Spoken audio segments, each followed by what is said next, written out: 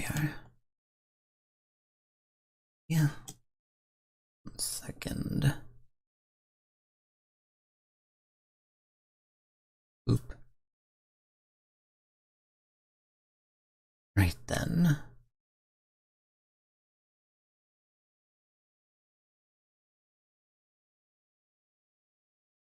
There we are. Go ahead and move slightly to the side. There we are. Okay. That's good. Let me go ahead and just announce the stream then. Hello, you two. Hopefully everyone's having a good night.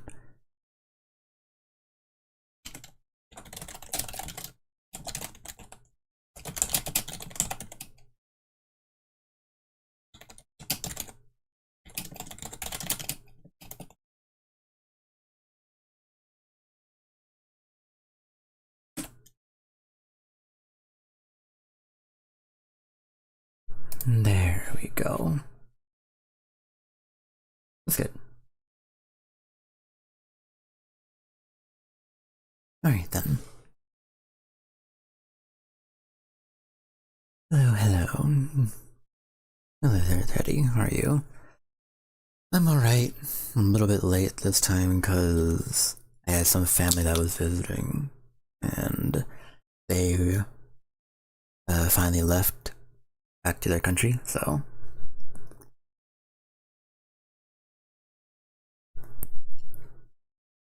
I had to say goodbye. Hold on a second.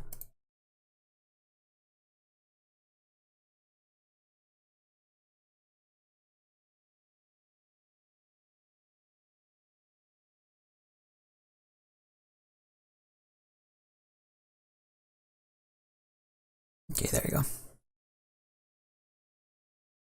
Alright then. Right. I figured we'd do a just chatting segment for a bit, just because we didn't really do one last time, although I planned one. And so, I figured we just go ahead and hang out a bit. Yeah, the problem is with them being here is the fact that this is a house already with 6 people, and there are 2 more, so there's literally nowhere, like, they don't have a guest bedroom, they literally just sleep in the kitchen and the living room, which is next to the kitchen, so like, the last 6 hours of my day is trying to creep around the house so that I don't starve, you know? And so,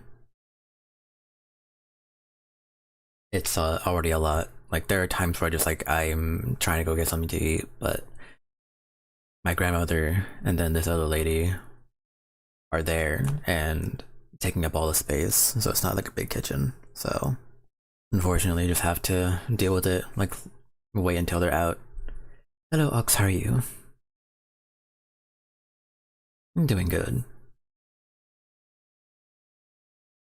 Go ahead and find some music to play. Because why not?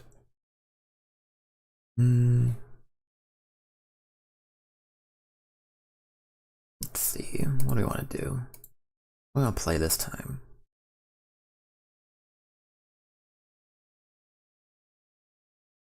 But yeah, figured we do a just chatting segment here. There wasn't one before.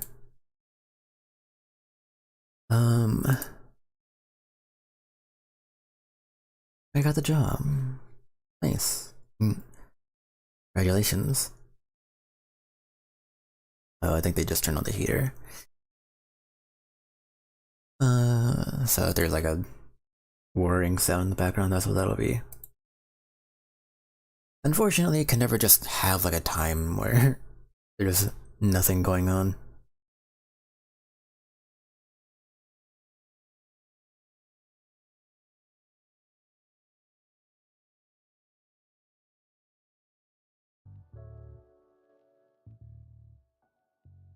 There you go.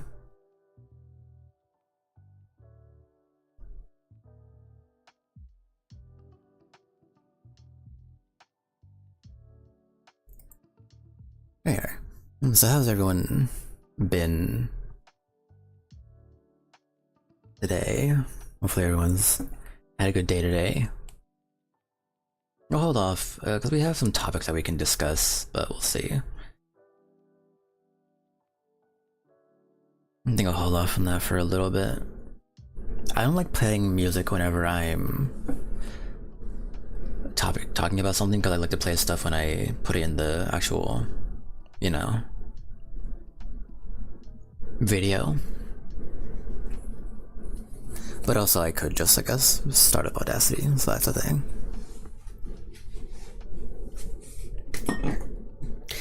Oh nice, finally 100%ed Helldivers.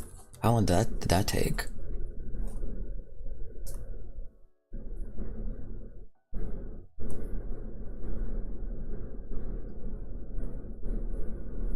I can start tomorrow. That's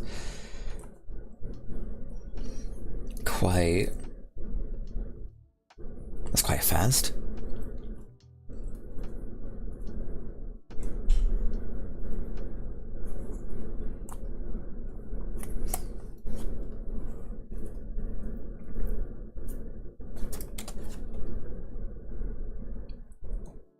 I was thinking also, by the way, maybe I will return to Subnautica, like for horror, you know, like a Halloween thing.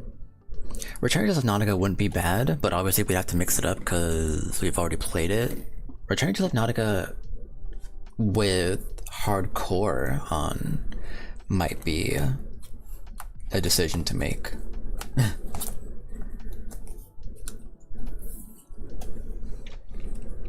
Do I feel like hardcore? I really didn't die in Subnautica though. When I think about it, like how many times did I ever die in Subnautica? I feel like maybe I died once, and that was because I drowned. Like I think that was literally the only time that I ever died in the first game.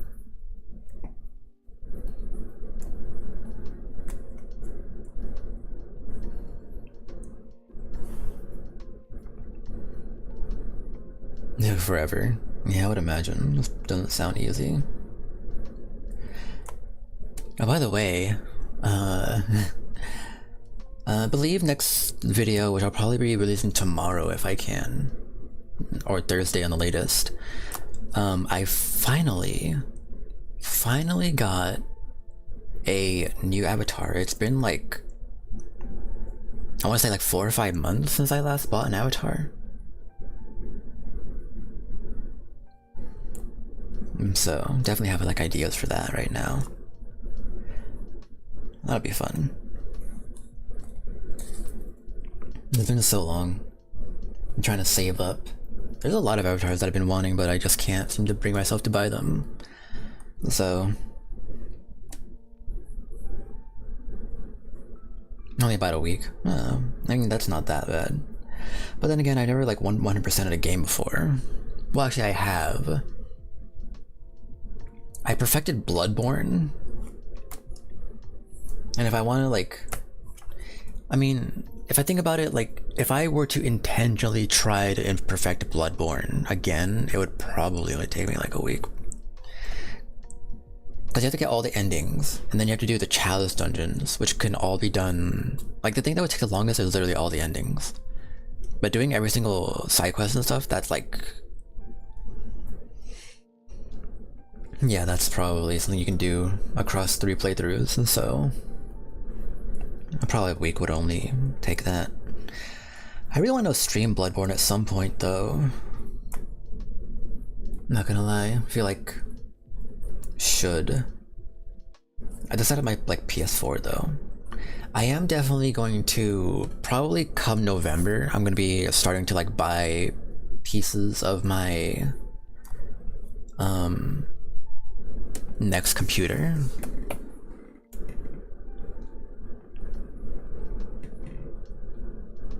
Bloodborne achievements PvP? Not that I recall. Cause I really didn't do PvP in Bloodborne. Maybe like one of them, but I honestly don't remember that at all.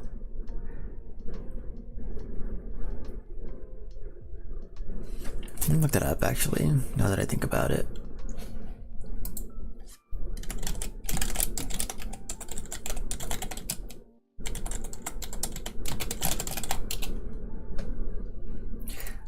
No PvP trophies.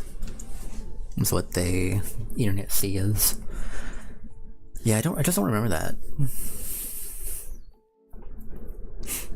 Dark Souls 3 achievement. I feel like Dark Souls 3, like, I feel like Dark Souls 3 has more with PvP in mind than Bloodborne. Like, Bloodborne was, don't get me wrong, Bloodborne was, like, would have had good PvP when you consider how good the hunter fights are. But I don't know, nothing about it really. As far as like builds, because Bloodborne was like, the sad thing about Bloodborne is like, I guess the developers like, well, every weapon technically counts as 2, so we're only gonna make like 12 weapons total, like 12 melee weapons, and then the rest were firearms. And it's like, okay. Bloodborne's biggest downfall, or like biggest downside, was the fact that there was just no, like, you couldn't really vary up your builds a whole lot. Like the whole magic system, there was Blood Tinge which helped your firearms, but magic arcane in that game was super limited. There were like 5 spells total, and you didn't get even most of them until like halfway through the game. So House Flipper 2 dropped. Never seen gameplay of it? Yeah. Definitely if you feel like playing it, you should probably just keep yourself away from it. From gameplay.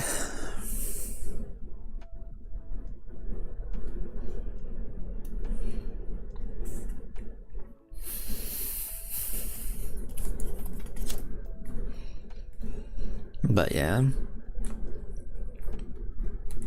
I'm trying to think. I feel like going back to Borderlands 4 sometime in the future. Not sure when. Been kind of itching to play, but I don't know. After spending as much time as I did, like in my first playthrough, yeah, I definitely just need a break. They're adding a bunch of stuff.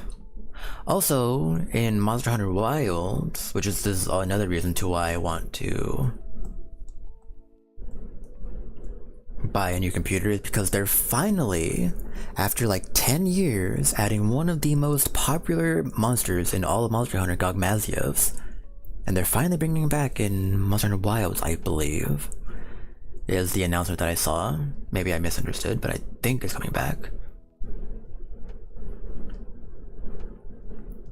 It's like Seregios, Lagiacrus, Gogmazios. These are like some of the most popular monsters we've ever seen in the franchise. Gormagala obviously is already there. Gormagala being, I think, like the most popular outside of Zinogre, who is obviously going to be in there. Actually, wait, is Zinogre in the game yet? Now that I think about it, no, I don't think he is. Really? Huh. Yeah, I mean, Zinogre, if he's not there yet, then yeah, he's going to be. There's just no way that you don't bring back Zinogre.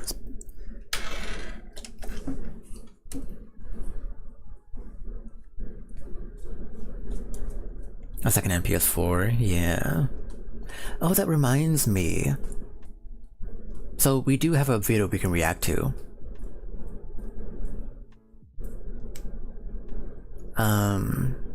There's a YouTuber named DualX who, little known thing about me, I really like the idea of like tiny houses and like, you know, those like luxury mobile homes and stuff, like the van life and stuff like that. I don't think I would ever do it personally.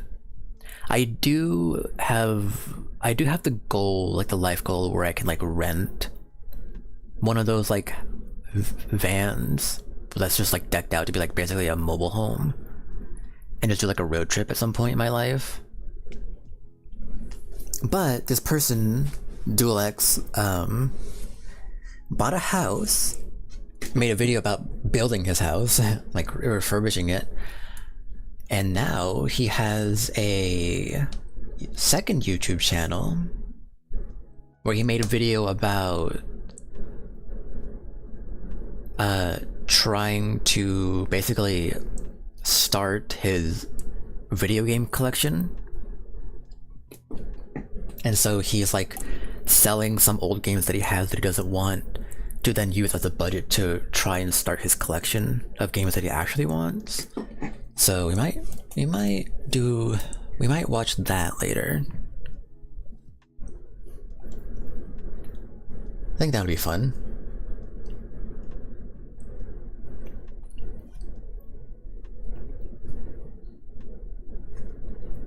I actually have a pretty decent collection of stuff myself now that I think about it.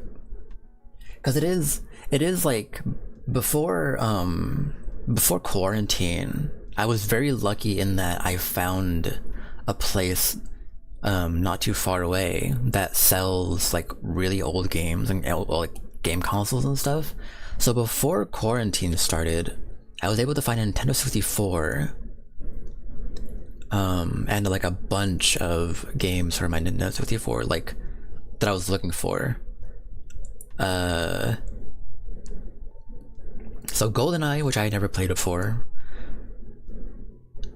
Mario 64, Hydro Thunder, and like a bunch of others. I forget what exactly. I don't know if I ever got...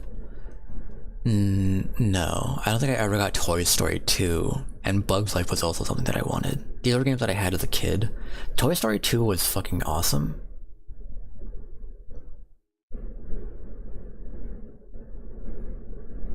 No wait, I think I did.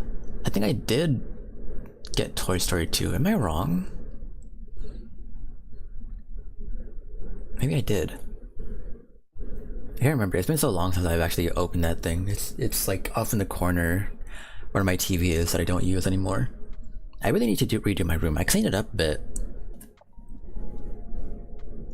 so I have a bit more room for stuff. The problem with my room is the fact that not only is it small, but I just have so much stuff that I just don't have anywhere to put, unfortunately. So like I have like I have technically a closet, but I can't really put it anywhere because it's not easy to access, unfortunately. Like in order for me to have like a reasonable room for like video, like the VR stuff, I need to have my bed next to my computer because of the VR. I don't want the VR stuff stretching across the entire room.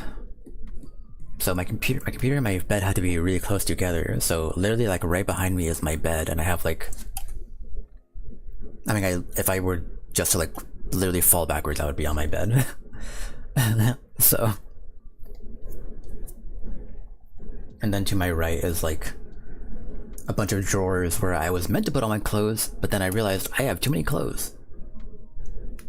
I need to just like throw stuff away or donate a bunch of stuff at some point, because a lot of it's just like super old and like worn down.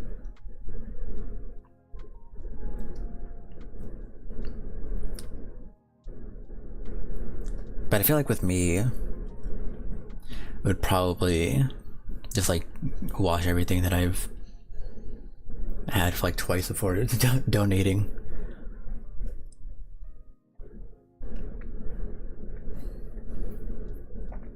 Yeah, I don't even use that TV anymore.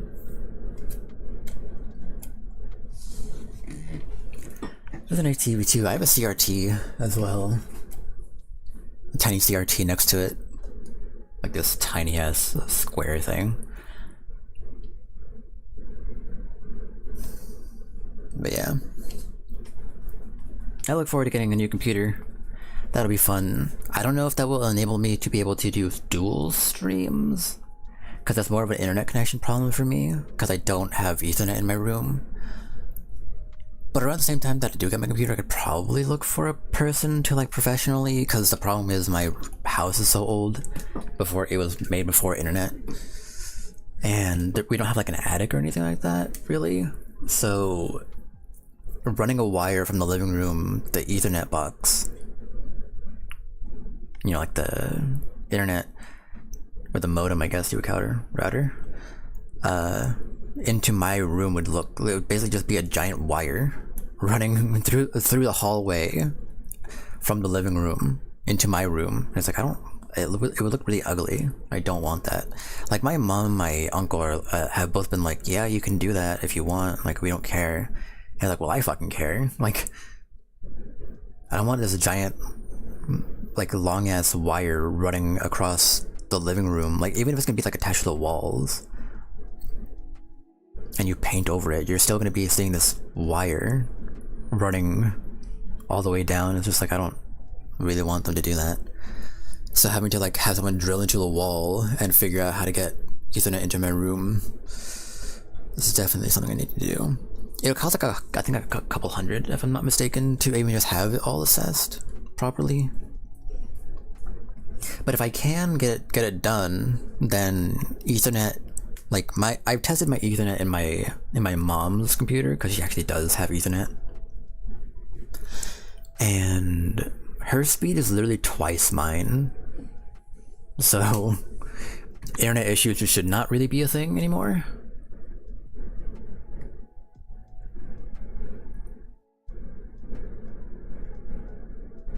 So close clipping, yeah. I mean, I know that people do it, it's just, I don't know. I'll have to look at I would have to look at the pricing of it.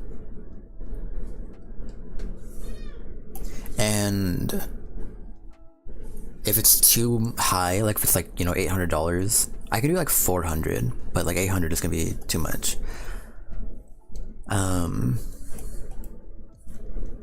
If it's too much, then I'll consider doing the wire thing, but I'm not spending.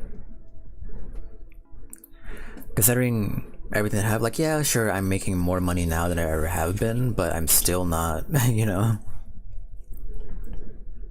I'm not too eager to go back into the level of savings that I was before. Because the way that I like to do it, like let's say that I have like 8,000 in savings, I wouldn't want to go back like down like to like below 6,000, you know? Like I want my purchases to be like within $2,000 of whatever like max, like the highest record of savings that I've ever had. Just because it feels too wrong to spend that much all at once. So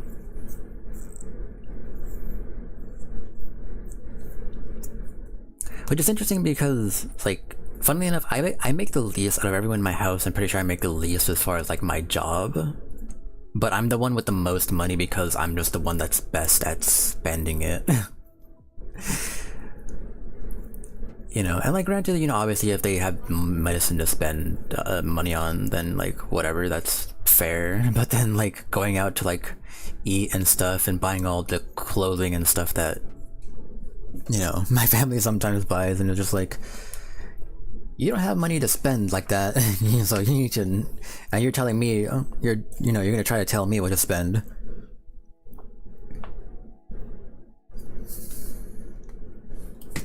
Like I spend very, very little compared to how much I make. If I make like $1,000 a month from content creation, I spend probably not even $100 a month on that. I maybe spend $100 on groceries every month, but I don't spend $100 like for myself every month. Giving myself at least like at most 10% to spend on like luxury items that I don't need is about the highest I will go in a month. So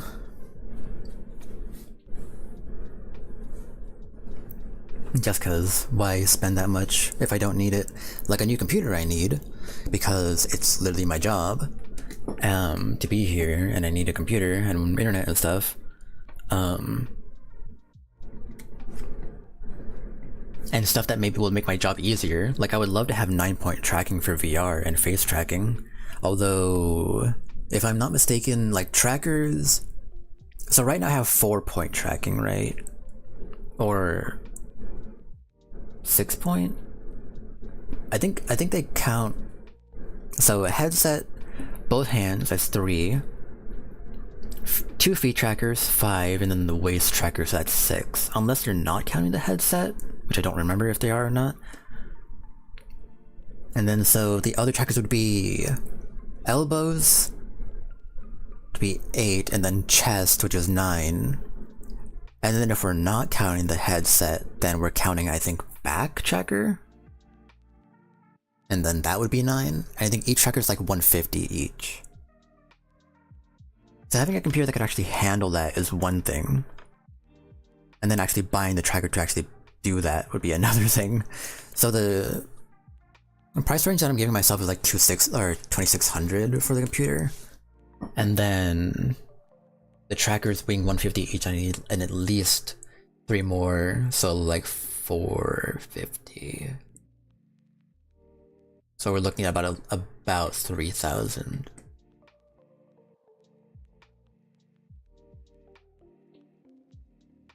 And that's before taxes, I believe.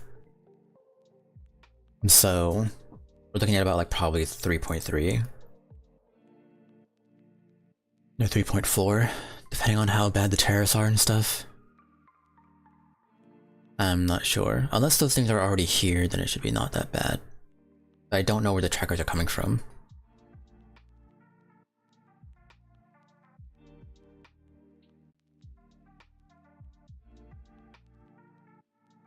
Yeah, things are kind of rough. Hydro Thunder was the best. Hydro Thunder was absurdly difficult. I think because it was an arcade game before it was put onto consoles, and arcade games back in the day were purposely made to be insanely difficult, that way you put more money into it.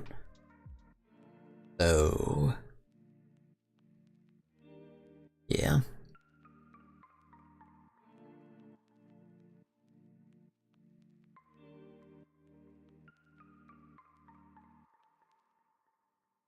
But yeah. I'm gonna try really hard this month to make a push with Patreon and everything to try and get enough, cause like I'm already almost, let me check my phone.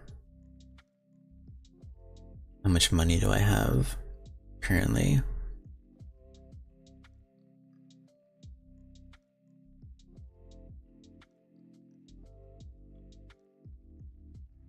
Cause I'm almost back to where I was. My live 2D model was 1,600. And I'm basically back where I was, and that was in August. So I am basically back to where I was, which is pretty good for a little over a month at this point. So like if this month goes well, like I get like an extra 1,000 this month, I'm gonna be trying really hard to, I should be okay to just outright buy everything come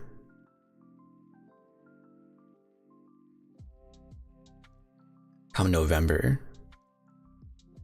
They're just pretty fucking crazy.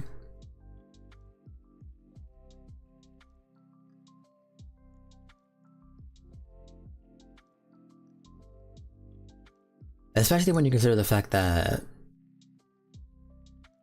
things are just fucking awful right now. Like, I'm so glad that there are I'm so glad there are so many content creators that are like already established. Like, it was kind of like a big deal when Mommy Mega, or Megalodon, whatever you want to call her. I think she changed her name actually, now that I think about it. The VTuber. Because she's already established, she's got like 100,000 followers, like 150,000 followers on Twitter or whatever. So she's, you know, she's fine as far as everything going on, as far as I can tell. But for her to, and like Zentrea, speaking out about how bad things are is a pretty big deal.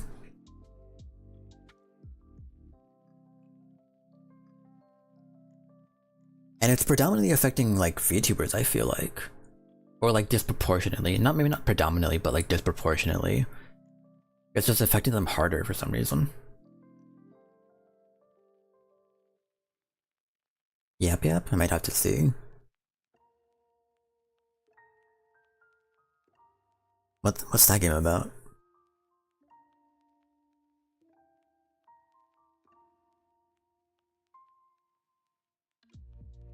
Yeah. Despite the fact that things are as bad as they are, the fact that I'm able to make as much as I am is a pretty big miracle.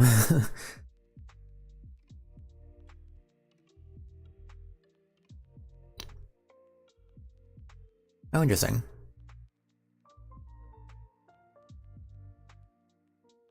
A wizard. Reminds me of Wizard 101. I really want to play that on... Ooh, that could be a game I play come November. I could do that. Since November I want to play nostalgia games, and Wizard 101 is definitely one of them. We could maybe do that.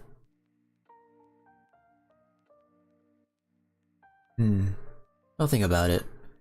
Because the problem with playing a game like Wizard 101 is the fact that it's an MMO. And like, we're not big enough to like be harassed necessarily, but... I don't know, just games like that make me nervous. You know what I mean? So... Did I play Lego games coming up? Yeah, I did. I played, Star Wars. I played all the Star Wars coming up. Up to like the complete saga. That's how much, that's all that I played. So like the first 6. That was a fun games. Unfortunately, Sonic Riders doesn't have a PC port, which fucking sucks. Sonic Riders is probably one of the best racing games ever made.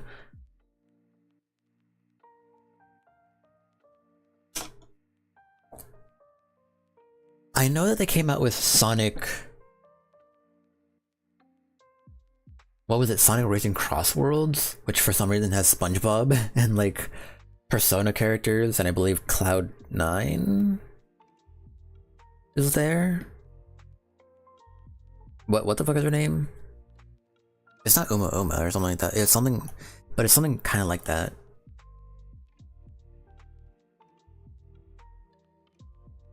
Ooh la la, that's what it was.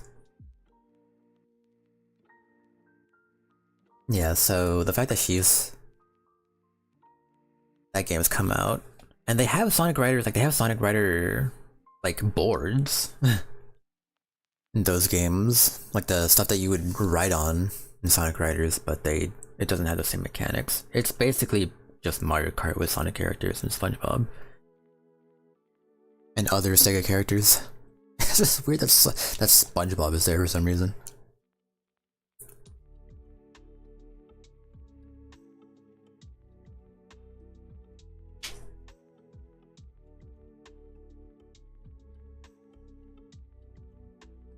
I find that hilarious.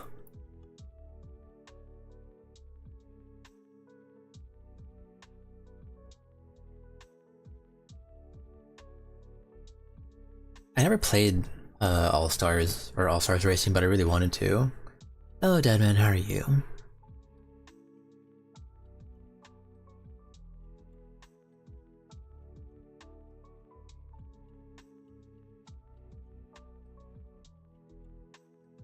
Yeah, definitely, once I get like things sorted and make a little bit more money, there's definitely a bunch of games I'm gonna have to go through and buy.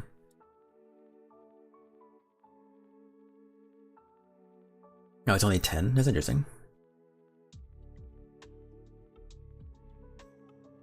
I'm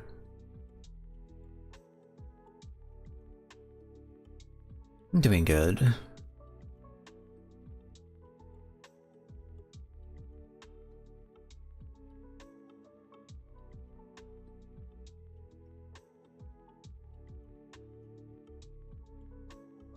But yeah, we'll see. Let's see how things go. I don't know if I should wait for like the what the fuck is it called? Black Friday. I almost called it Black Market. I don't know. Waiting for Black Friday stuff has never worked for me. Like Black Friday deals, like the prices always go up on the things that I want during Black Friday.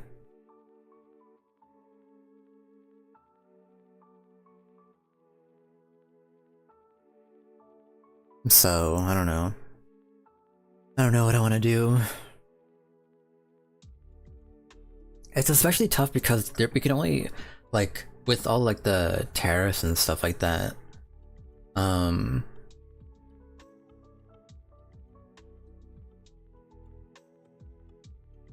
It's like I have to buy them quickly because tariffs on chips, at least, like, I don't know if these things have been signed in to legislation yet or like made yet, but the tariffs on like computer chips and stuff is gonna make stuff way fucking harder to buy because they're just gonna be like the prices are gonna spike so hard. So I have to buy them. I have to buy them either before the tariffs go into place or before the panic on the tariffs go into place. You know, like one or the other.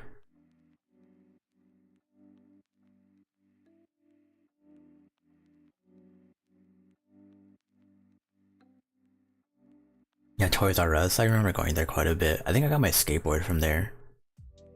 I got a ripstick, I think, from there. Did no one use ripstick? I love the ripstick growing up. Or Heelys.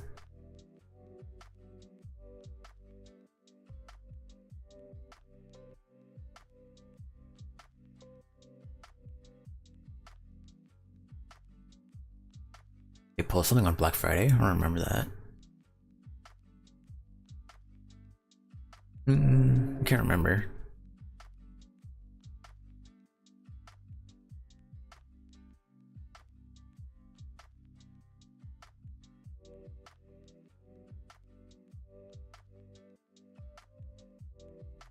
Oh. Isn't that illegal? I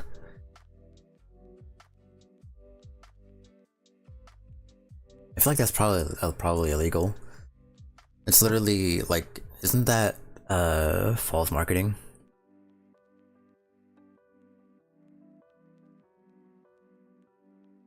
Bro, for the first time, like I've been invested in the stock market for like since quarantine or even before quarantine.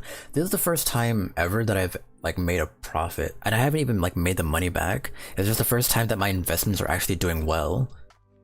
So now I'm just like looking at it like, what the fuck is happening? Because I don't know what to do. I'm not a stock market person, but my uncle is. My uncle's a fucking millionaire, and he was the one that was like, here, like, go and invest into this. I was like, oh, okay, I guess so. So I put $400 into it, and it's starting to pay off. And now I'm looking at it like, when the fuck do I sell this? Because I don't know what's going on.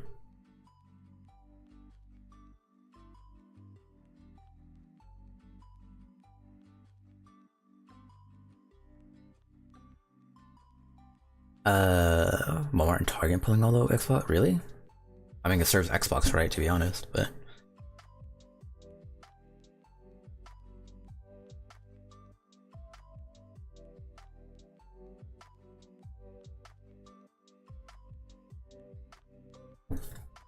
I would love to know how the fucking stock market works. I don't know, the idea of the stock market is fun to me, but it's fucking also just like really stressful.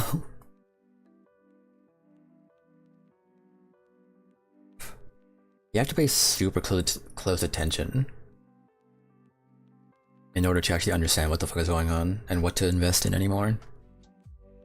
Getting rough out there, yeah. But I mean, like, it serves them right. Like, Xbox upping their prices on literally everything. Like, of course they should be pulled off the shelves. No one wants to buy that shit anymore.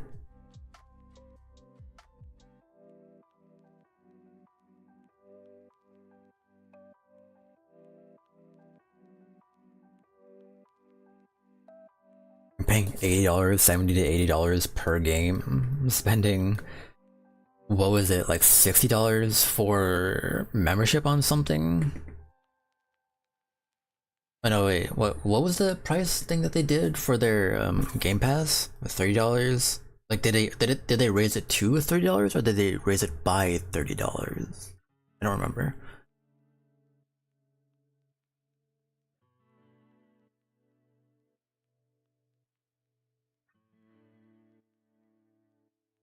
I can't recall what it was.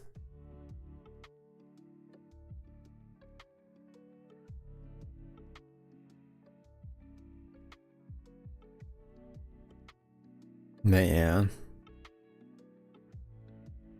Oh, it is $30? Okay.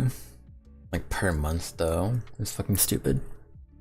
Didn't Game Pass used to be like $5 or something? Or 10?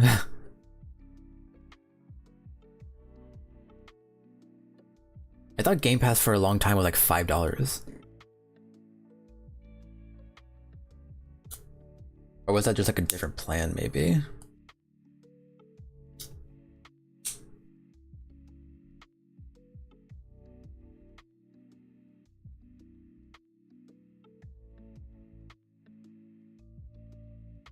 And 15 to 30? Fucking big jump. They run sales. Yeah, it's fucking stupid. It serves them right. And this is why a lot of people, I never understand it because people are like, don't bother boycotting whatever, it literally doesn't work. And then you look at the graphs of like income of these companies after they get boycotted and they're literally losing billions of dollars. It's like, and it's like, you might think like, yeah, sure, they're already billionaires, so they don't care, but billionaires care like literally about every single penny that they make more than everybody else. So obviously they're gonna care about losing $1 billion or like billions of dollars because they got boycotted. Like that shit makes them freak out. Like it happened with, like it's happening to like so many companies now. They just keep getting boycotted because they keep raising prices or they keep doing immoral things or supporting immoral things.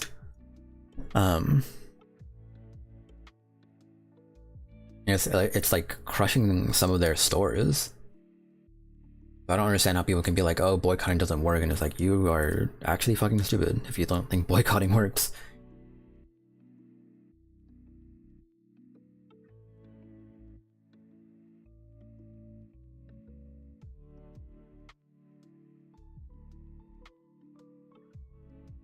As it turns out, suffocating people financially who are literally obsessed with finances to the point that they become billionaires actually does impact them.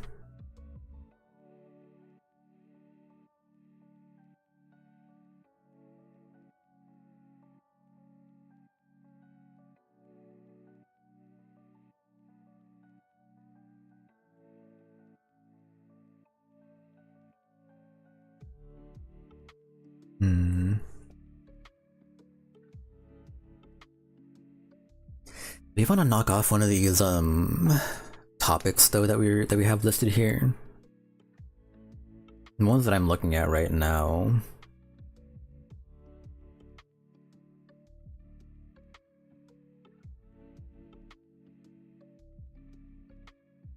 Ones I'm currently looking at right now are children on the internet.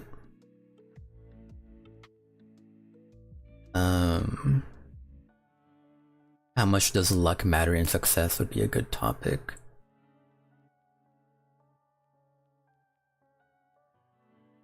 Old game is more fun than modern. Those are the topics that I'm kind of looking at right now. As far as what could be spoken on currently, I feel like the one that's most relevant right now are children on the internet. And Kosa.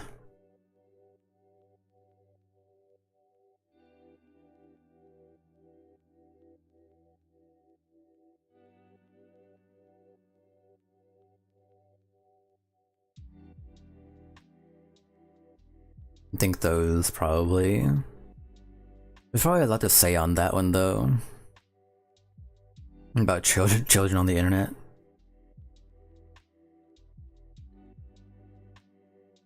Like we can talk about that.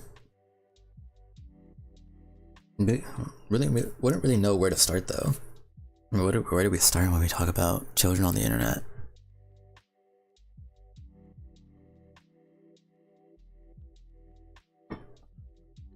Let me open up Audacity. Just so we can keep the music going while we talk here. But I'm gonna use the audio only anyway, right? So.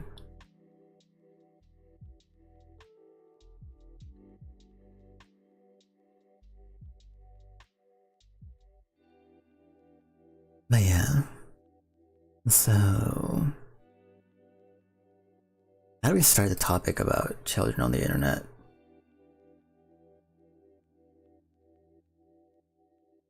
Children on the internet was a major mistake.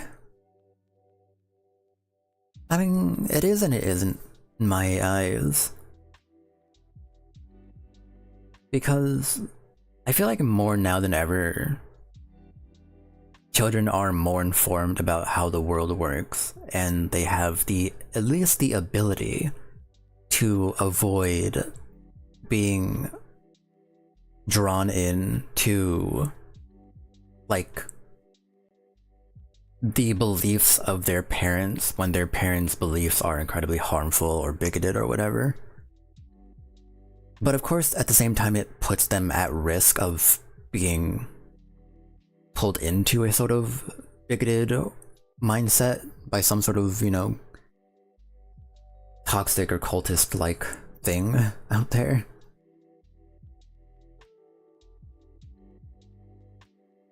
Like, to me the issue isn't necessarily children on the internet. It's the fact that too many parents just let their kids have access to the internet, which is like weird for me to say because as someone that grew up on the internet, and I would say I'm relatively logical. At least I would hope so. But you know, I wouldn't be where I am, you know, mentally if it wasn't for the fact that I had access to the internet. There's a good chance that I would be actually worse off if I didn't have access to the internet growing up, because I was so just not vocal to the people that were immediately around me, and being able to go to certain content creators that were a lot more that I could like relate to. Like, it was through Game Grumps for me. Dan's very famous talk about him talking about OCD. That was how I learned that I had OCD, was Dan Avidan talking about it in that one very famous episode in Wind Waker. I think like part 7 or something. And so literally the most stressful time of my life was put to an end because I had the internet and I had someone explain how OCD worked for them, and I was like, oh my god, that's literally everything that I'm experiencing. And I was able to get the medication, which I didn't immediately take, but cause like, I don't know if I ever explained this, but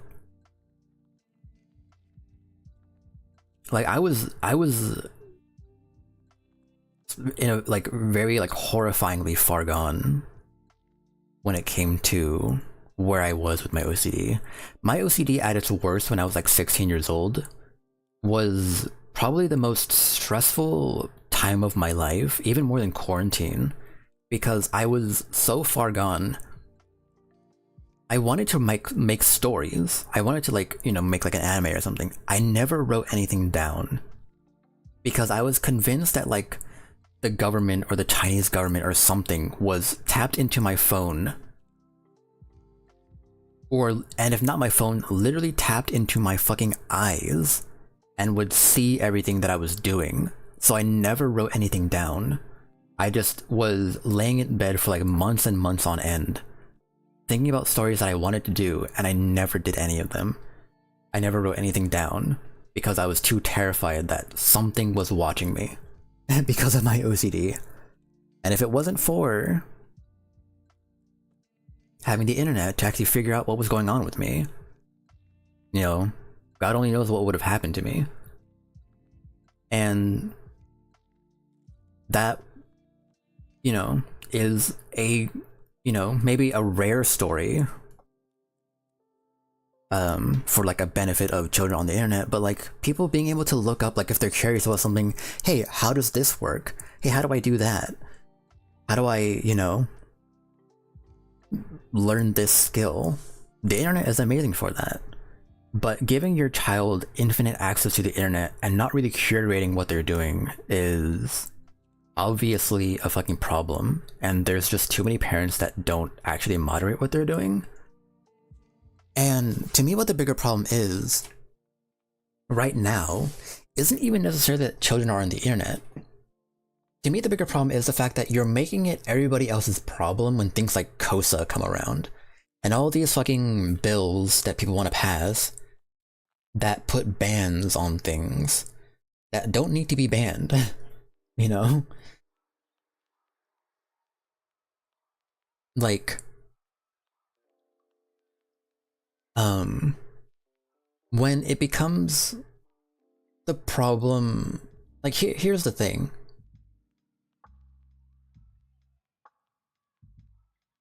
What I find frustrating with all of this,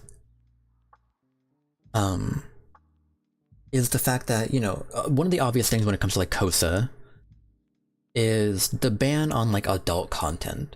And people who are like, oh, so you're not in favor of banning adult content? You want children to have access to adult content? It's like, that's obviously not what I'm saying.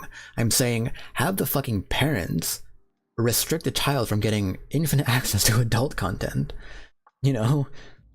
Like, just because I'm not in favor of banning all adult content doesn't mean I don't want there to be limitations to what, you know, to what people are being exposed to how easy these things are accessed to. There's real conversations to be had about that. But when you pin it on the people that are like making the adult content as if like they're like the villain, like they're the evil people that need to be stopped and held account, it's like, are you saying that kind of stuff about, you know, again, I've talked about it in my COSA video. Are you gonna say that kind of stuff when, you know, like what about liquor stores? Are you boycotting liquor stores? We know alcohol causes cancer. We know it increases your chances of cancer. We know that getting drunk means that you can put yourself and others in danger. We know that people die all the time from alcohol poisoning. Why are you not trying to ban alcohol? Why are you not boycotting and protesting the existence of liquor stores? And they have no fucking answer. So why then do we look at adult content and think we need to boycott this, we need to protest against this, we need to ban it entirely? And it's like, we literally know what happened when we banned alcohol. Alcohol consumption maybe did go down, but crime went up, and moonshine came around, and like all these you're gonna ban, you know, you can ban these things, but people are still going to seek them out, and they're going to go through like wildly unethical ways to get it if they have to. You know, like banning these adult sites and adult content things, they're just going to go somewhere that's even sketchier to get it. Sure, you maybe are going to decrease the amount of it that's consumed, but literally all of this could have been avoided if you just, you know, parented your fucking kids and don't give them, you know, their fifth like laptop or their fifth fucking iPad for Christmas. And instead, now you're risking people going to shady websites where you don't know what the consent status in the people in those videos are. You don't know if they're of age. You don't know anything. You're just making things way worse and way more dangerous, way more sketchy, because you couldn't fathom the fact that parents need to actually just parent their children.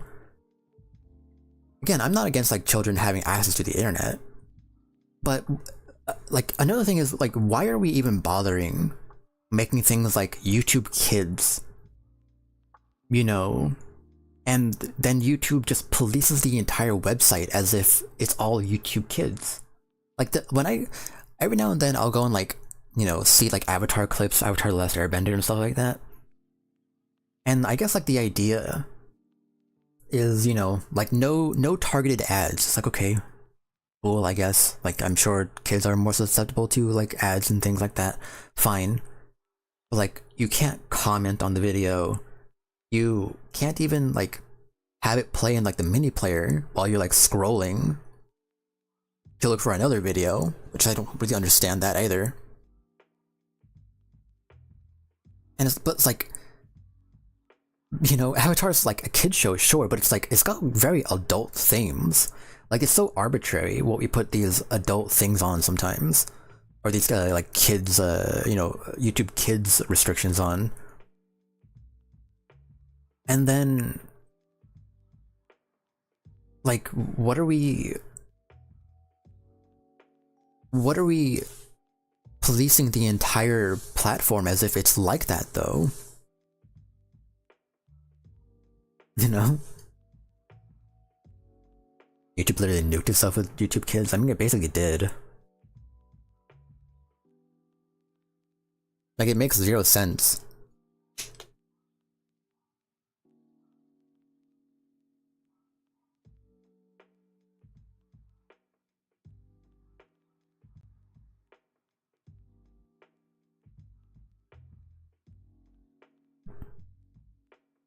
And then, I mean, if we're talking, you know, not necessarily like adult stuff either, all the time, people are they're going so far as to like, oh, well, maybe games are like too violent, or this horror, you know, this horror theme is too scary or too whatever for kids, we shouldn't allow it anymore. It's like, you're not gonna stop, are you? Yeah. Letting people police the internet like this is always a bad idea because they're never going to be satisfied with anything. They're always gonna find something new to get angry at and say that shouldn't be allowed. And it's like, who the fuck are you to tell? Like, explain to me how is it bad? And then they can't. They like, there's nothing about it that they. There's nothing about it that they can say is like, well, that's objectively bad and will do bad things for society. You have to censor blood now? Really? I never saw that one before.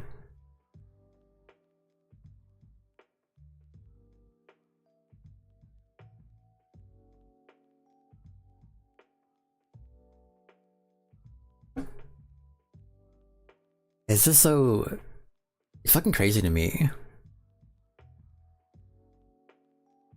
That people can legitimately, like, shamelessly actually advocate for these sorts of things.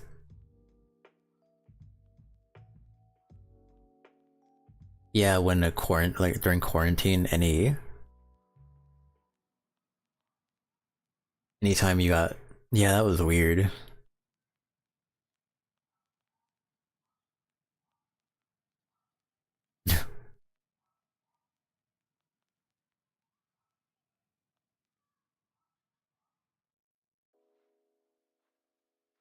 Oh, I just hate how arbitrary these things are. Because again, it's like it's not even like these things are based in any sort of like statistics or facts or anything like that.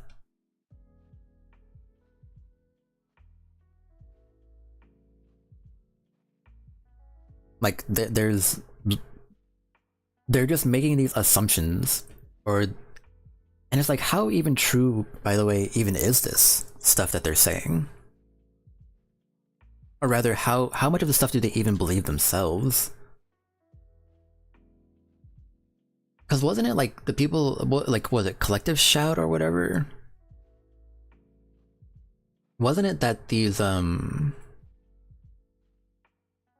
someone from there or something was like a defender of the movie Cuties, which had literal like underage people twerking, underage girl, like female dancers twerking or whatever, and it's like, what the fuck are you, like, you clearly don't have a problem with, you know,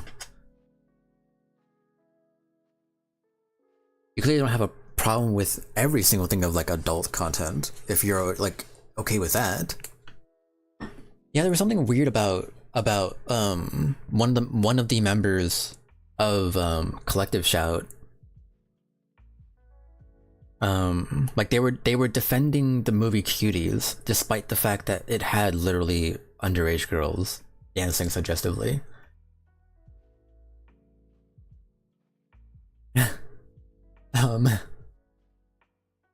But you know, ban all adult content, ban adult games. You know, those are horrible. They shouldn't be on Steam. Why are you putting them on Steam? That's where kids are. And it's just like, why are you defending literal, like the Steam stuff is literally, you know, fantasy things. That's an actual human person that is dancing suggestively when they're not of age to dance suggestively, and you're defending that. Apparently, that's what I've heard.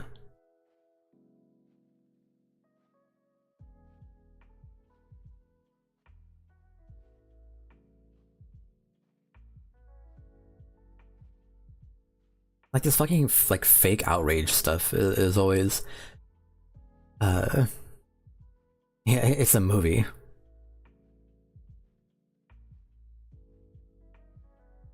Like, there's a pretty big difference between using an actual person in any form of media and using their likeness or their physical self doing something suggestive versus, you know, that is a very wildly different thing than someone who's of age doing something suggestive in a fucking like animation or whatever.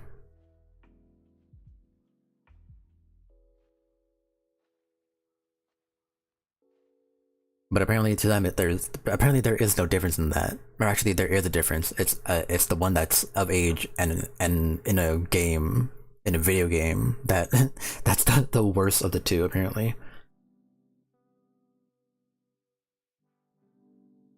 But it's like, again, how much of this stuff do they even believe? I actually have no idea. Like, do they even believe anything? Because the people that always go after this sort of stuff, they're never consistent. Like that's my frustration, is like it's never consistent. They always like fixate on this like one thing. Again, like I bring up alcohol a lot because it's like it's a like known and accepted thing across literally every culture on the planet to drink alcohol. And we have just normalized that. It is a literal poison that people are putting into their body on a near daily basis, if not a daily basis. And nobody is boycotting that. I'm not even saying that I want alcohol banned, by the way, because I know it won't work. And ultimately I know that if you're gonna have like an adult, like telling any adult what they should and shouldn't do with their own body is a slippery slope in general.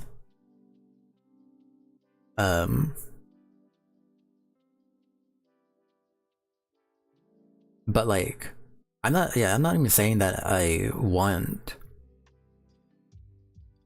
there to be a ban. I just want people to understand, like, what all of this could come down to is, one, parents need to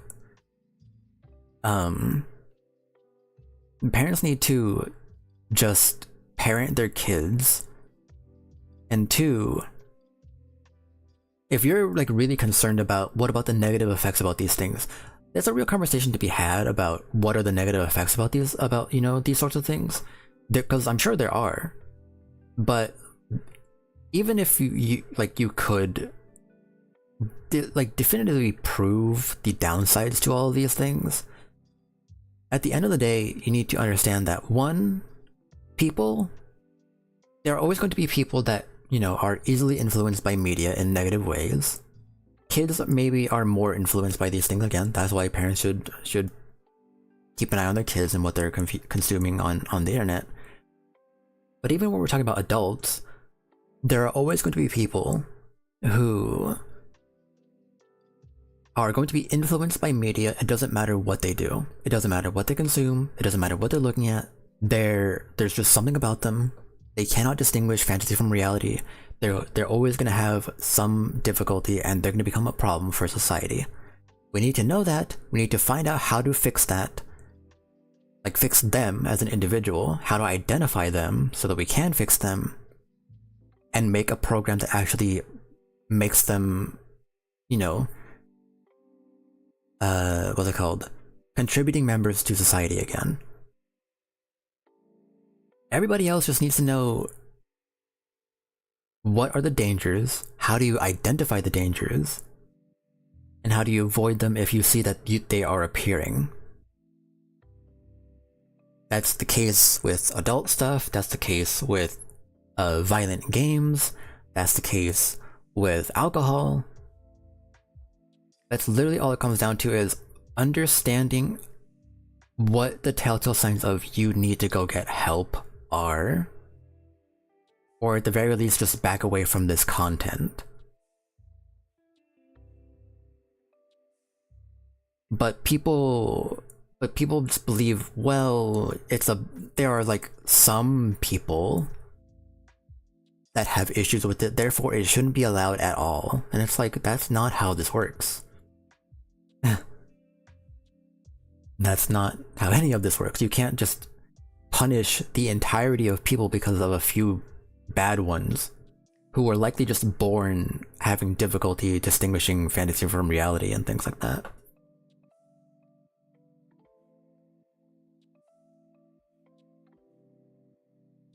But like outright banning these things usually just, I feel like it's just gonna make it worse.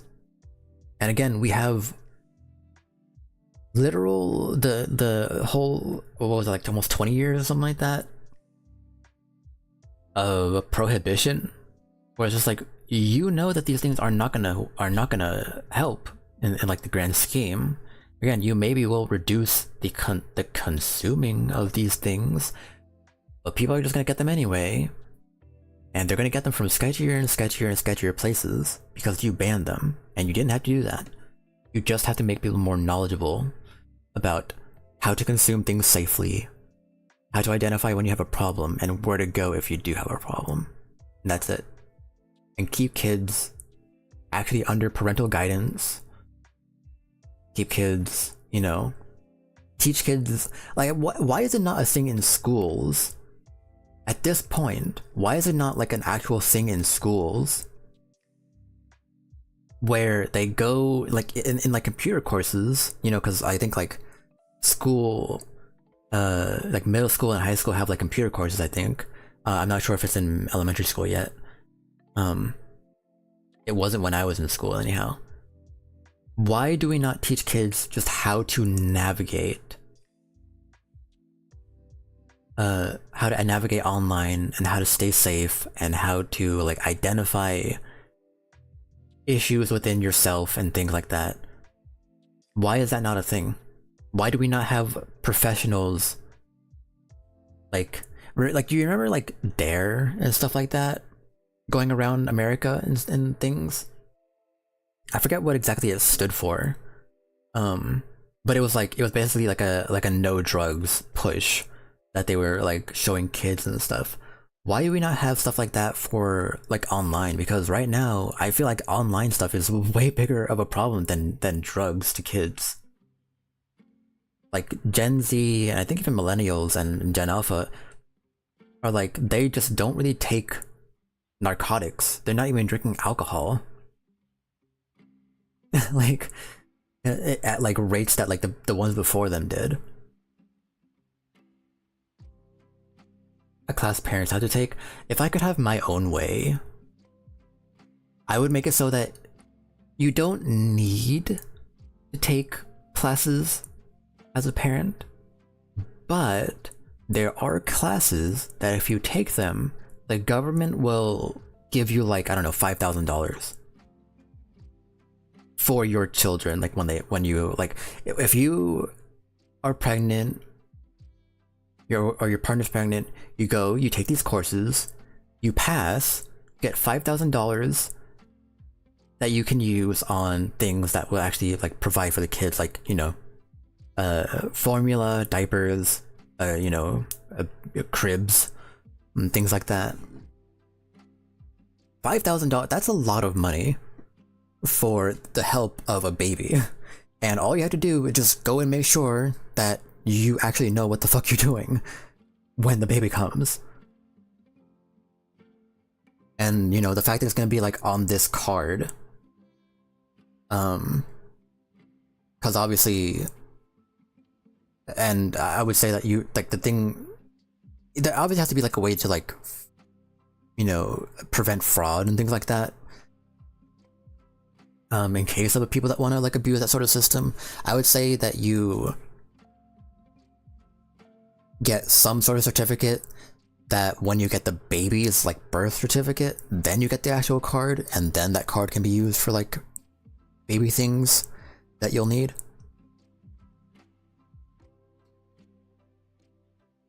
Like that to me is the way that I would do that, because let's face it, there is just people that like, they are literally too busy to actually go and take these courses, or they're too far out of the way, and I don't want to punish them like with like a fine or anything like that if they don't go, but if you do go, then you should get some sort of reward for it at least. And I feel like that, like a $5,000, especially in this economy, $5,000 for help with baby formula and diapers and stuff like that, you shred through those things quickly because of how much maintenance a baby is. So it would help a lot of parents, especially the ones in poverty. You know.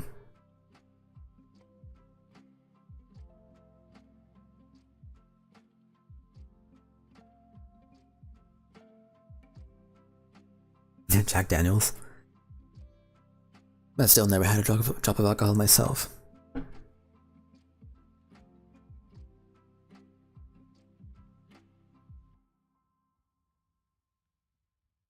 But yeah. It's just, I don't know, it's just crazy to me that people think that that while there are obviously issues with kids having access to the internet, the thing that they're gonna try to do is ban things for everybody is the most insane. Like, you have no idea what history has shown us. You probably don't even care what happens afterwards. You just want to have your way and then continue to ban more and more and more and more because you're somehow like, you've somehow convinced yourself that you're like the most morally correct person to have ever existed, that you think that you can do these things and be in the right.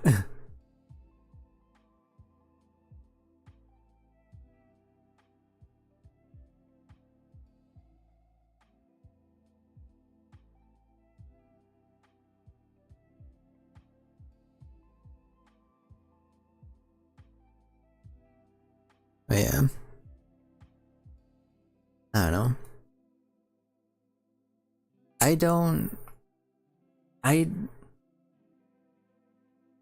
I would say that I'm not even necessarily against the idea of online ID in some cases. Simply because, let's face it, there are a lot of people, there is a silver lining to the idea of online ID in some cases, simply because, again, let's face it, there are people that are online, they make account after account after account getting banned because they're saying hateful and misinformation and all these horrible things that they shouldn't be saying, and it's like, if we can hold that kind of person accountable so that they stop doing that, like the amount of like vitriol and anger and all this other bullshit that they keep doing might actually come to an end, at least to some extent. And I'm honestly for that, but I completely understand why basically nobody wants to put their ID on the internet. I guess I'm a little bit more comfortable with it because I've already done it like 5 times. You know, if you want to get monetized on YouTube, you have to send in, you know, your ID and your stuff. If you want to get if you want to be able to post a Patreon, you know, and a lot of other websites where you can get money from, you have to put in your ID and all these other things. So it's like, I've done it so many times. I never like having to do it, but I have to do it if I want to get paid for this stuff, you know. And obviously I want to, because this is my dream and I want to make money from it. But people who obviously, you know, aren't like that, then, well, I get it. You don't want to have to put your ID fucking everywhere. And hey, that's entirely fair.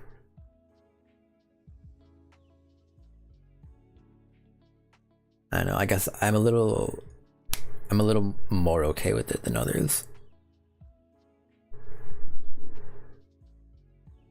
But yeah.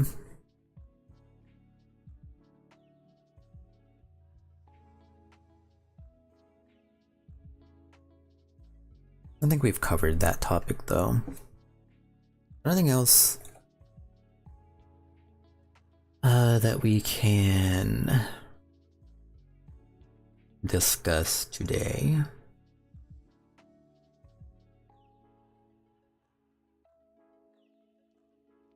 I mean, that kind of covered a lot of different topics, to be honest. Children on the internet, adult content, banning adult content, and there was like one other thing that we covered in that ramble. I don't remember what it was.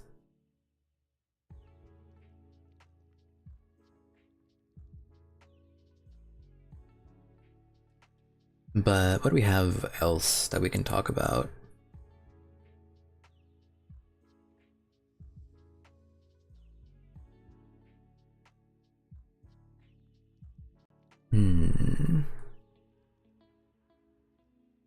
What were the other things that I listed before?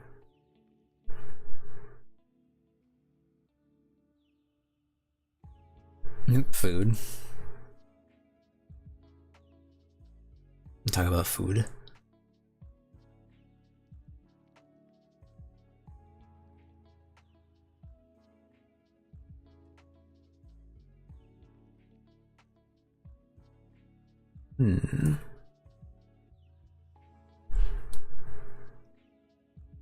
Looking at my thing, I don't remember what the other ones were, but I mean like the whole luck in success. I know we mentioned that one before.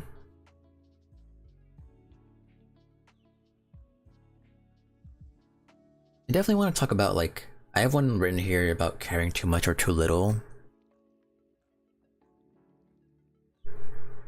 Actually, didn't we talk about that at one point? I feel like we talked about that on the same day that we talked about the body count thing. And so I might have to go and search my VODs and look for that. Cause I know that was not a long talk that we had about that. That was like, I don't know, 15 minutes probably.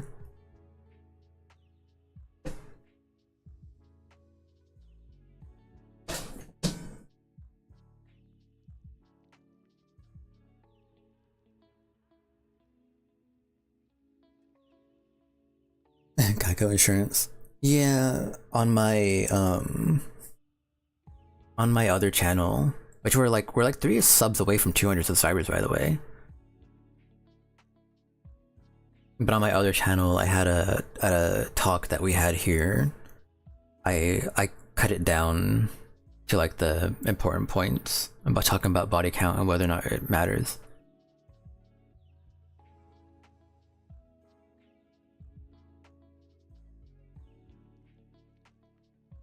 One second.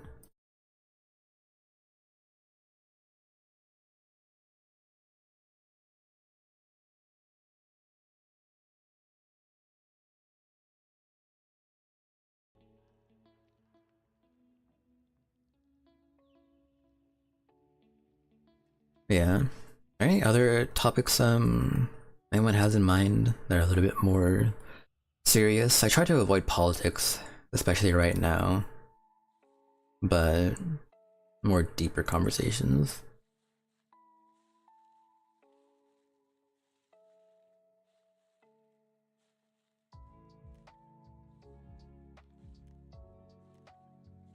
Did I write a second page thing? I don't think I did. I think those were like the big ones.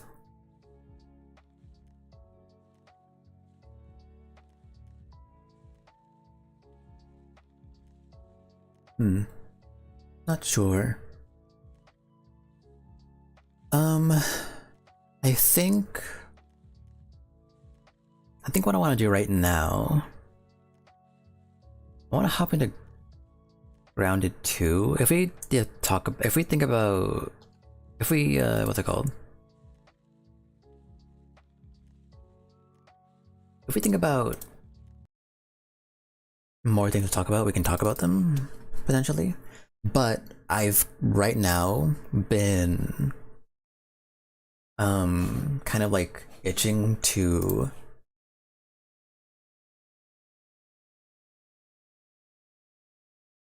I've been itching right now to fix up my base in Grounded.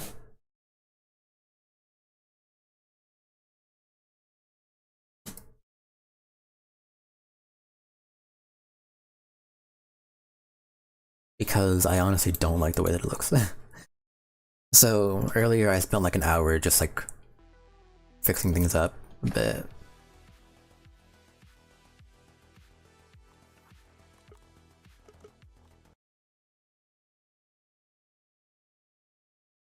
But yeah, if anyone has any ideas about what we can do, then we can talk about, then we can talk about that. Well, maybe see if we can play FNAF a little bit later. At least one before stream.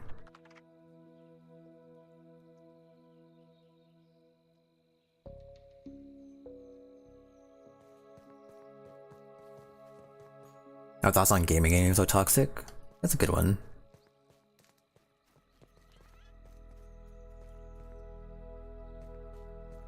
So this is what I've been doing.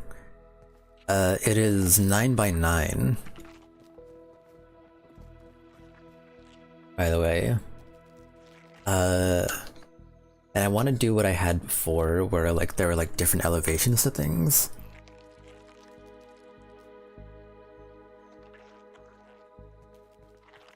It's like this would be like maybe a chill zone here or something.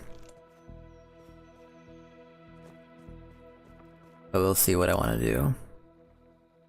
I like this, but it does possibly present the problem of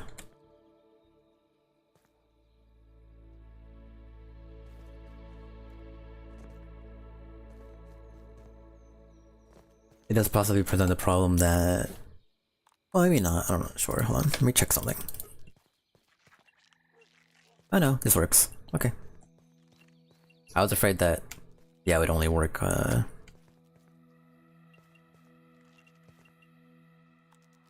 By the way... Okay, now it's fucking there. I was looking at this... I was saying yesterday how it's weird that they didn't incorporate like some of the like the previous buildings in from the first game, and I don't know if this was showing the whole time, but I saw this in another person's playthrough and I was like, wait, I don't remember seeing that at all. So I don't know if it just showed up in my game or what, but this one I believe is where more building materials comes from.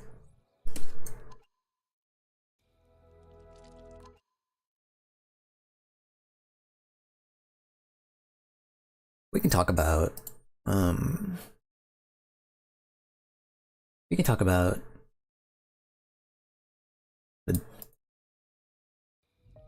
how toxic gaming has become.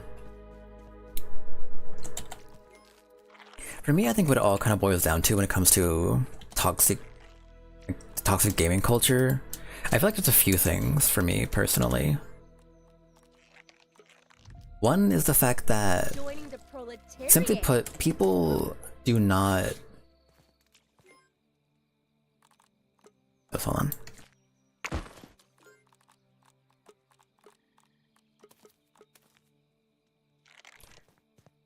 One of them is the fact that people just don't play games for their enjoyment really anymore, which is really sad.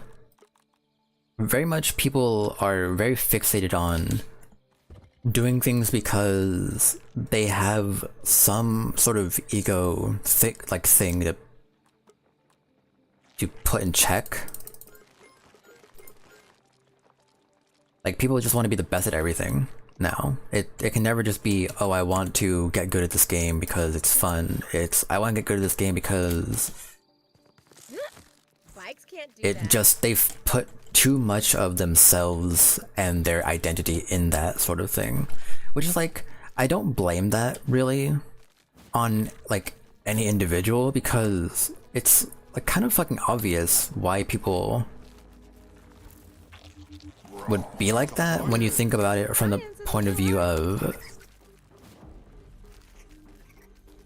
like everything is just shown, everything is monetized, and even if you don't aim to monetize yourself in games and things like that, people just, because that's the behavior that they're mimicking, well, then that's just what they do, unfortunately. Like, the person that they learned how to play games from is someone that takes the game absurdly seriously, so they end up taking the game absurdly seriously. Function over fashion, Willow.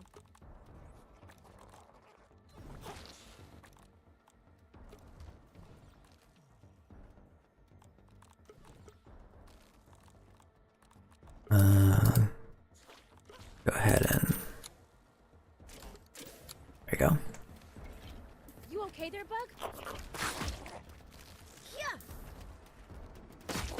But there is obviously the fact that people also very, very much, like, nobody just does anything, even if you do play simply just to enjoy it, unfortunately people will always put so much of themselves into it that they can't really do without going toxic, at least in some space or some regard. But so many people also, like,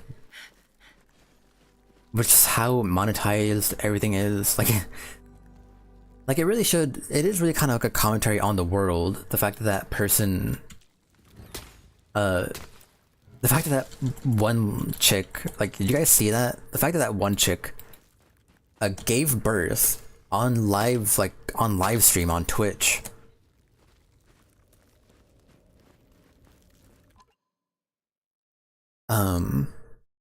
Like, that is kind of a commentary of the world in and of itself. You can't even just have personal fucking experiences that are so special to you without trying to monetize it now these days.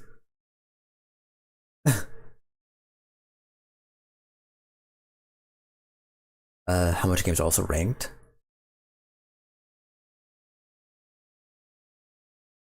Yeah, that is true. Hello Des, how are you?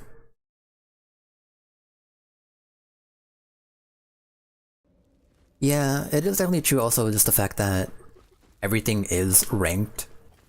And sometimes it's for good reason, sometimes because, well, people want to play ranked, people want to play a bit more competitively, a bit more seriously, and there's nothing wrong with that in and of itself, obviously. But unfortunately, there's a lot of problems when you try to implement the fact that there, even like unranked stuff still has ranked to an extent. Like, unranked stuff in this day and age, unfortunately, still has like an MMR system to try and make things fair. But it's like, that doesn't really need to exist, unfortunately. Like, you know? It just doesn't need to exist that unranked systems have some sort of hidden MMR or something to try and make things fair, because it's just like, well, then, like, usually those systems just don't work, first of all.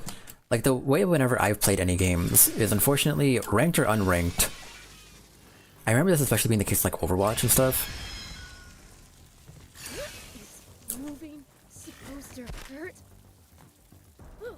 Unfortunately,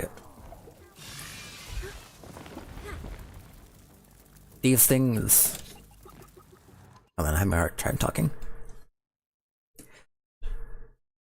Even with the unranked ranked stuff, the things are usually like this. Either I get crushed, they get crushed, or like 10% of the time, it's actually like a fair fight. You know? And it's like, but that's that I feel like is intentional with their system. They're trying to make it fair, but by making it fair, they make it so that sometimes you will win, and it's like kind of predetermined, and sometimes it's predetermined that they will win, and it's like, well, at that point, then, like, I nearly shattered. you know, like, that's not really me playing the game anymore. That's the developers saying this is how things are gonna go.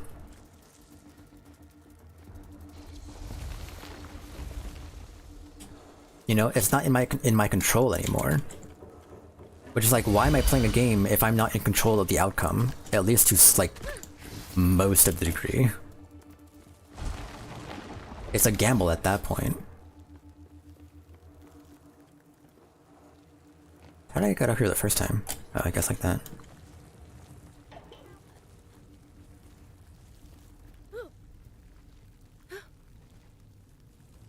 Hmm.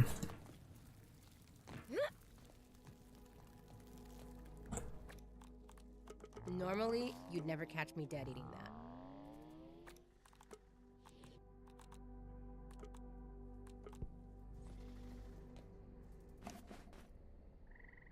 But yeah, people really, like, it doesn't even matter what we're talking about anymore. Everybody's trying to optimize every single aspect of their life, which, like, by itself, obviously, like, optimizing every single thing here, like, not every single thing, but like here and there, optimizing, you know, I want to know how to get this result as quickly as possible.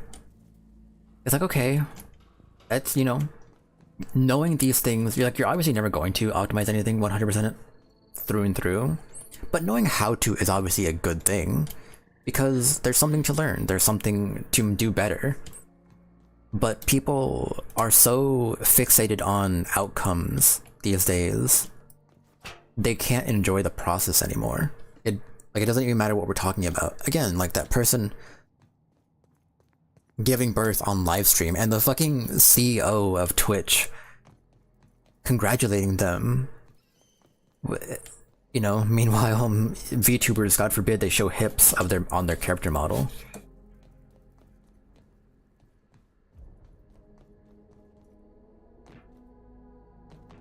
You know what I mean? People can't just sit and enjoy anything. It's always hypercritical, hyper-competitive.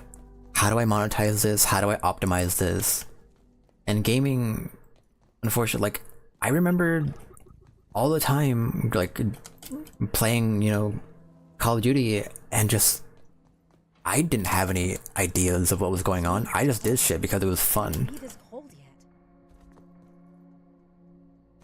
And it's like now, anytime I try to hop into anything, if I'm not taking it as seriously as everybody else, then it's like, oh well, I'm ruining the game for them because I don't want to, you know, use like 20 different movement text to get across, you know, one segment of the map.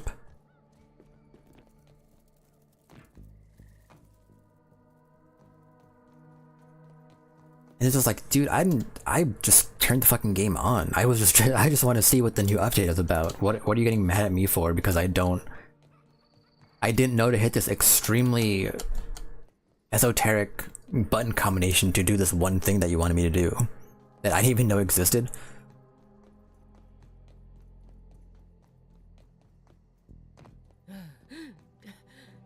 Like, really, this conversation isn't even just about, like, the toxicity of gaming culture. I would just say the toxicity of culture in general, in my opinion, is like what things are kind of coming down to right now. Gaming is obviously something that we, like, a lot of us here feel because we play games, and every now and then we try and play like a multiplayer game, or even not even multiplayer games. People get so toxic about like co-op games these days.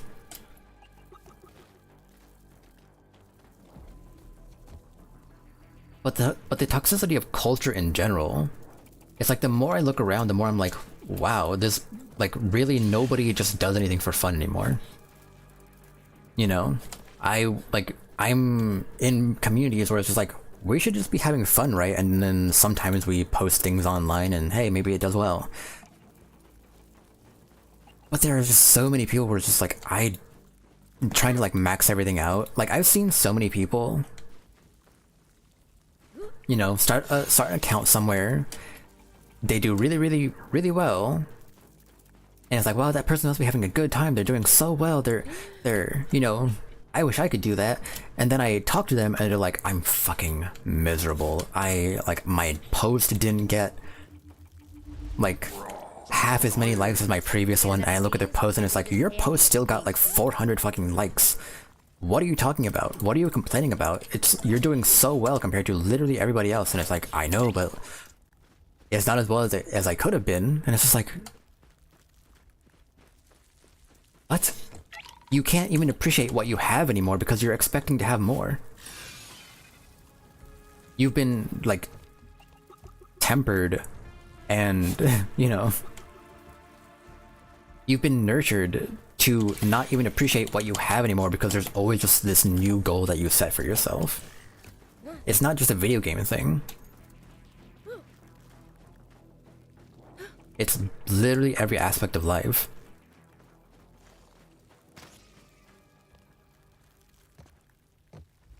And unfortunately, when it comes to things like video games, I feel like video games kind of hurts maybe a little bit more for a lot of people. Because with video games, people retreat to it. You know, people retreat to games because they want to have fun. But if you've lived during, you know, a period of time where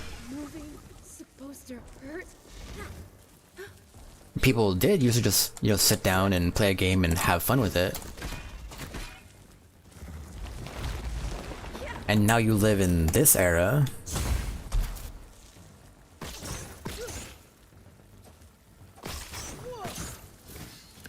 You see just how weird things are now.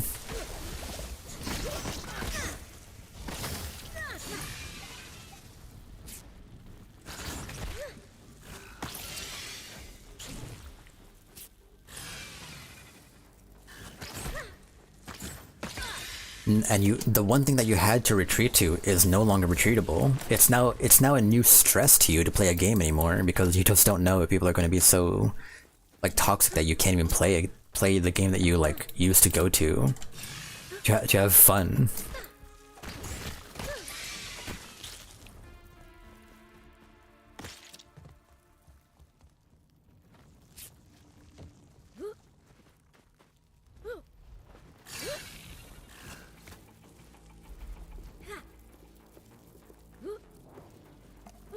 You know, there's like a treasure chest in here somewhere, by the way. I'm just looking for it.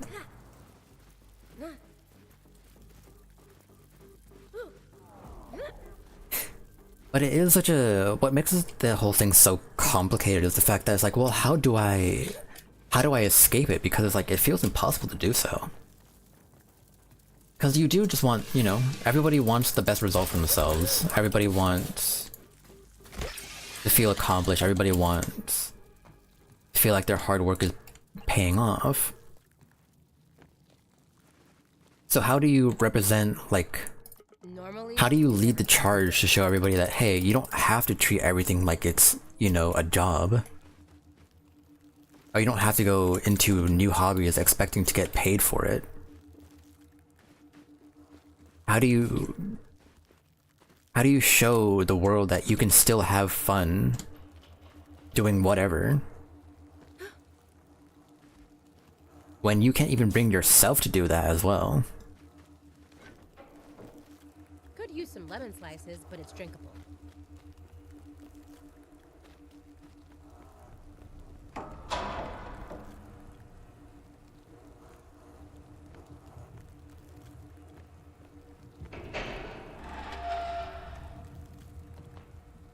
Because, and it's also like the uncertainty of it. It's like, well, yeah, I do want to have fun, but like, what if I do hit big? What if I do become the next, you know, fucking... What if I do become the next big success in this field, in this game, in this whatever? I'll never know if I don't try. And if I try and I fail, well, maybe I should just keep going because maybe I'll succeed eventually. So it's like, it becomes just like this, you know, toxic relationship with yourself of maybe this time maybe this time it'll work out for me. You know, maybe this time things won't be so toxic. Maybe this time it won't.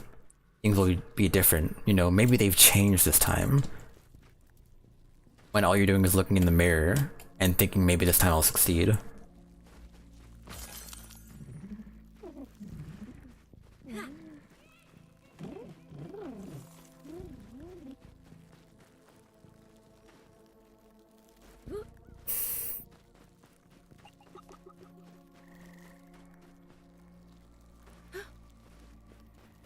No, it is a very difficult thing. And I do feel like things are getting kind of better about it, to be honest with you. I feel like there is, like, to some extent, things are improving. I think there is a push across YouTube and across gaming. Like, I feel like it kind of happened with, like, Lethal Company. This company kind of showed where it's like, this is a fun game that, like, it can be played, like, seemingly forever, but it's not a serious one. There are people that play it, you know, a bit more competitively, I guess, a bit more seriously, but compared to, you know, like, those are a rare few people compared to how many people just go and goof off. Have I reacted to the case of funny moments? I haven't. I definitely thought about it though. I might do that at some point.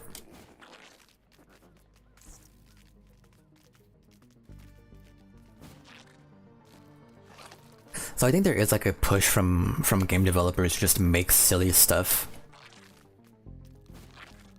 that they find fun.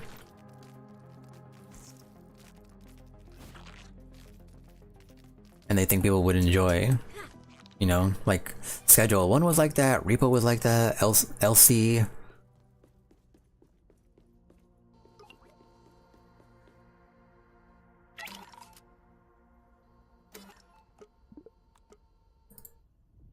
Ooh, Milk Molar Scanner.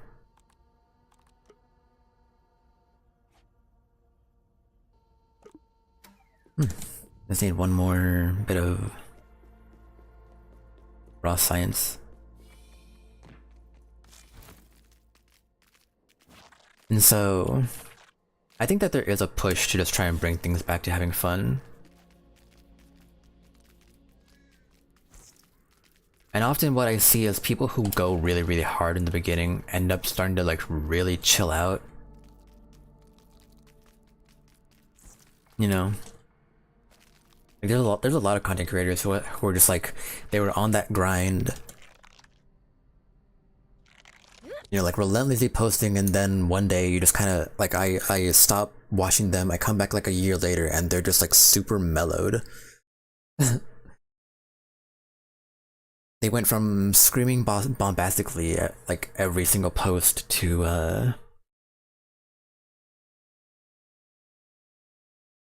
actually being able to hold a conversation without without screaming something at the top of their lungs.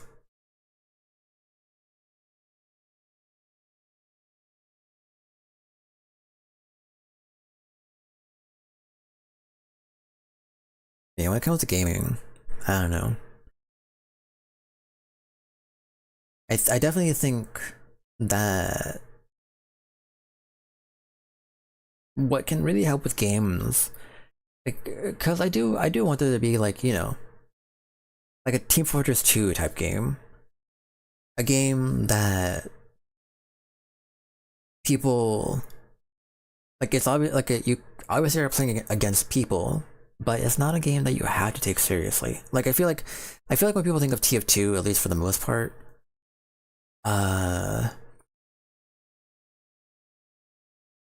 people think of TF2, for the most part they think of, you know, just goofing off and, like, a stupid time. I don't think people think about the competitive scene when they think of TF2, personally. Like, TF2 tried to have a competitive scene, I don't think it really took off, as far as I'm aware. I think what game developers need to do is they just need to make a game where it's just like, this isn't supposed to be taken seriously. There's obviously You can fight against people, sure, but there's a lot of dumb mechanics, and silly things, and random things that just like you can't take this super seriously.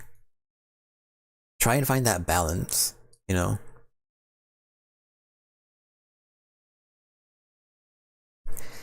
And if there's just enough game developers that do that, then I think it can really like level things out of like you don't have to go super hard every single time that you play a first person shooter or a game that involves playing against other people. And don't worry about putting a skill-based matchmaking system even in the background, cuz it just doesn't fucking work. Like people are going to catch on. People are going to realize that there is something there that's preventing them from being able to enjoy the game. Like I said before, it's like 50-50. Either you're getting crushed or they're getting crushed. It doesn't feel authentic. It doesn't feel like you're actually in control of anything. And people will fucking catch on to that. Oh, Kalon. Crow. Never heard of that one before.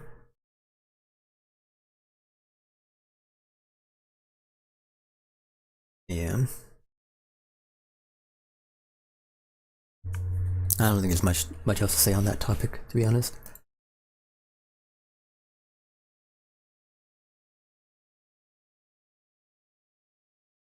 But alright.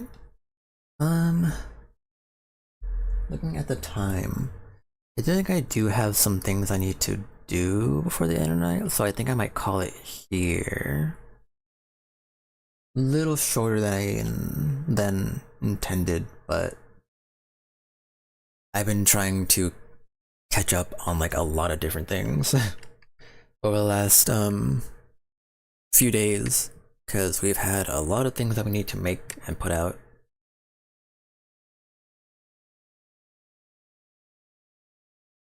Unfortunately. Oh, quit and super quit. Quit, I go back to the menu. Super quit as I quit out of the game entirely. Like this.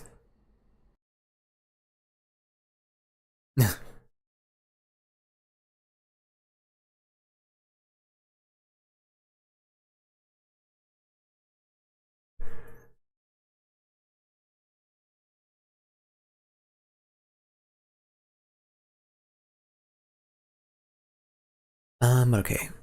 Yeah, I think I'm gonna hop off, probably edit down those couple talks that we've had here today. Get some editing done elsewhere. Thank you all for joining me. Sorry we didn't play FNAF today. I might do that Friday. Just wasn't really feeling it today. But yeah. New video on the VT channel. And go ahead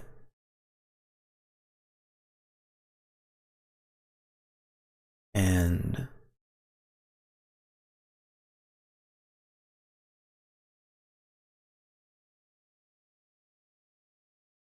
there you go. So yeah, new video there. We're reacting to the water park video. Right. Good night, everyone. Stay safe.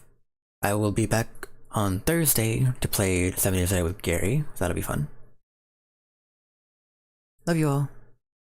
Again, new exclusive out. A Yandere, the part 2 to the Yandere audio on Patreon. And yeah. Right. Love you all. Good night, and I will talk to you all later.